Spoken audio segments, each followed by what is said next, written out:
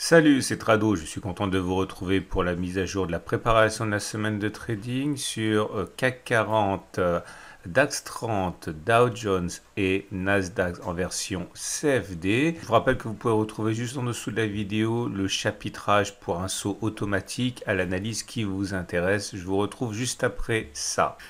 Et voilà le graphe en données hebdomadaires pour le France 40, l'équivalent CFD du CAC 40. Comme on peut le voir, nous sommes relativement éloignés du prochain obstacle qui est la résistance hebdomadaire des 57,05, 58,60. Pour l'instant, on connaît un reflux, mais c'est bien à partir des 5705 que la résistance hebdomadaire risque de poser problème. On regarde les données journalières.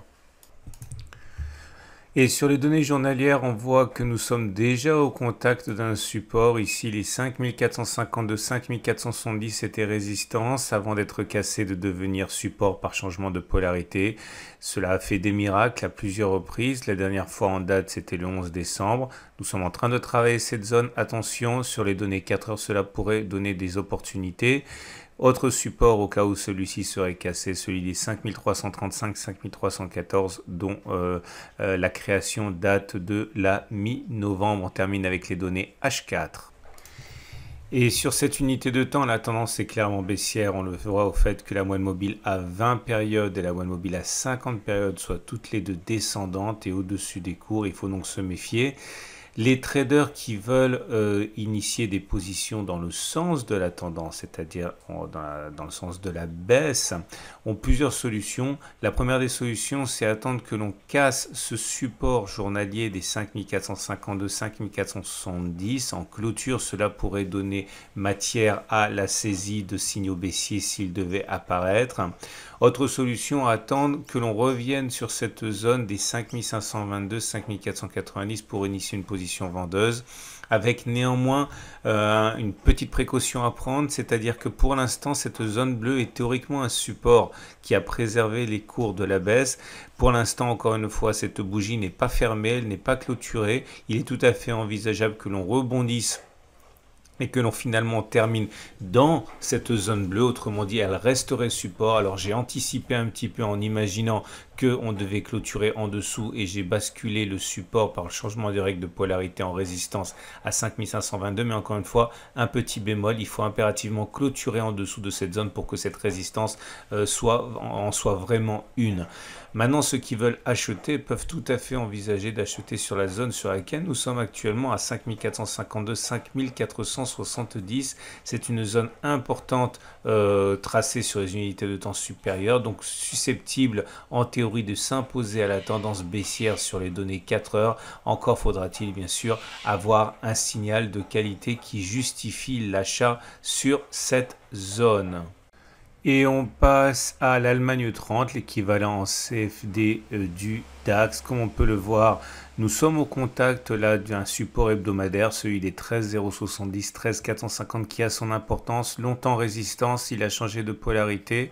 Et maintenant, ce support pourrait être sollicité par ceux qui veulent acheter en descendant d'unité de temps. Et sur l'unité de temps journalière, on voit que ce support hebdomadaire correspond également à un support journalier ici à 13,340, 13,453, longtemps résistance. Cette zone a été cassée à la hausse et a changé de polarité et est donc susceptible de servir de zone de retranchement pour les haussiers qui voudraient rentrer. Mais globalement, toute cette zone grise est à surveiller pour des achats. On termine avec les données H4. Et on repère immédiatement la zone de résistance intraday qui nous intéresse à 13 688, 13 738, créée la semaine dernière aux alentours du 17 décembre. Et la zone de support est incluse dans la zone journalière, elle-même incluse dans le support hebdomadaire. La tendance de fond est haussière avec une moyenne mobile à 50 périodes qui monte. La tendance générale est neutre avec une moyenne mobile à 20 périodes qui monte, mais on est en dessous. Et puisque la tendance est globalement haussière, on pourra dire que les traders cherchent avant tout sans doute à acheter. Et nous sommes sur une zone où les achats peuvent intéresser les acheteurs potentiels avec des signaux de qualité.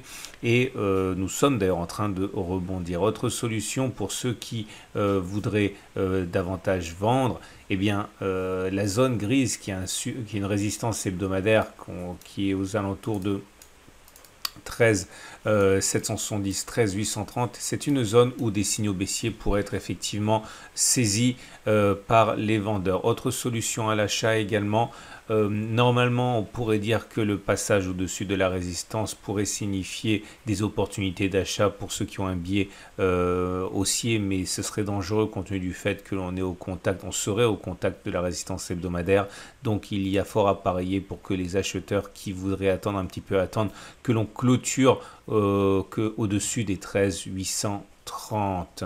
Et pour les données hebdomadaires sur le Wall Street, l'équivalent en CFD du Dow Jones, on voit que nous n'avons pas de véritable résistance au-dessus de nous puisque nous sommes sur des records. On peut toujours trouver par la règle des extensions des zones qui pourraient poser problème, mais ce ne sont pas des vraies résistances, hein. Ce sont des résistances uniquement potentielles. Ce qui est sûr, c'est qu'on a des supports hebdomadaires. Le premier est celui des 29 586, 29 333, ancienne zone de résistance pré-Covid qui a été cassée, qui a donc changé de polarité.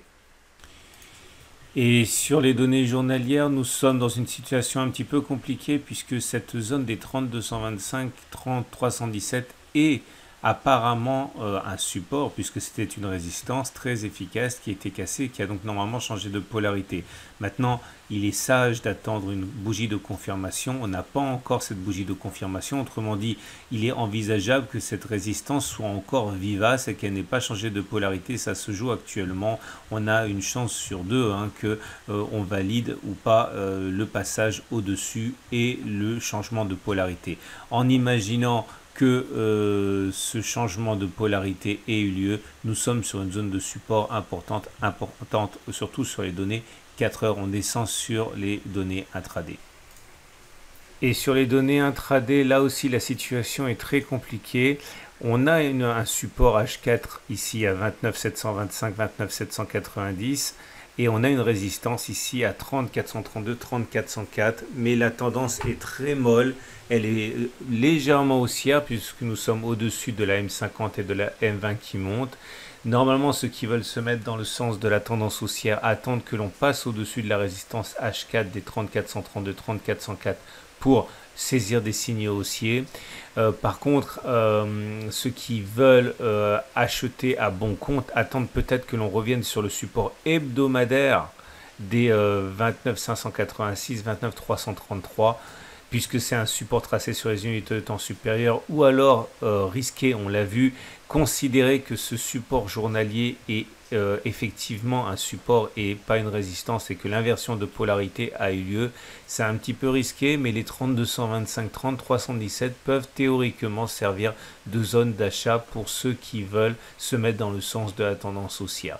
Par contre, ceux qui envisagent de spéculer à la baisse ont plusieurs solutions. La plus évidente, c'est de considérer que le support journalier des 30 225, 30 317 n'a pas véritablement changé de polarité parce que la cassure est trop ténue, de considérer que cette zone est toujours résistance et donc tenter de saisir des signaux baissiers qui apparaîtraient à l'intérieur de cette zone orange. On termine avec l'US Texan.